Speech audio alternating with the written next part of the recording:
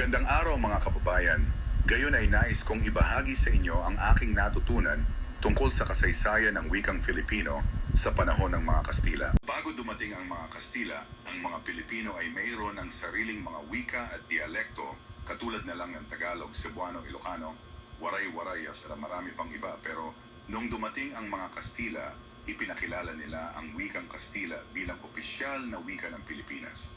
At ang pananakop ng mga Kastila sa Pilipinas ay nagdulot ng malaking pagbabago sa kultura at wika ng mga Pilipino. Pinilit ng mga Kastila ang paggamit ng wikang Kastila sa lahat ng aspeto ng buhay sa Pilipinas, mula sa relihiyon hanggang sa edukasyon at pamahalaan. Dahil dito, marami sa mga katutubong wika ay halos nalimutan o nabago ang kanilang anyo. Sa kabila ng mga hamon, ang wikang Filipino ay nakaligtas at umunlad sa ilalim ng pananakop ng mga Kastila. Ang mga impluwensyang Kastila ay naging bahagi ng ating wika, ngunit hindi nito nawala ang ating pagkakakilanlang Pilipino.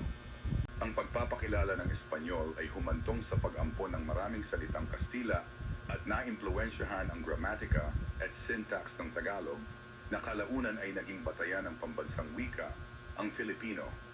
Sa kabila ng malakas na impluwensya ng Espanyol, pinanatili ng Pilipino ang maraming katutubong salita at elemento na sumasalamin sa mayamang pamana ng kultura ng Pilipinas. Ang wikang Filipino ay patuloy na umuunlad, nagsasama ng mga bagong salita at umaangkop sa nagbabagong konteksto ng lipunan at kultura.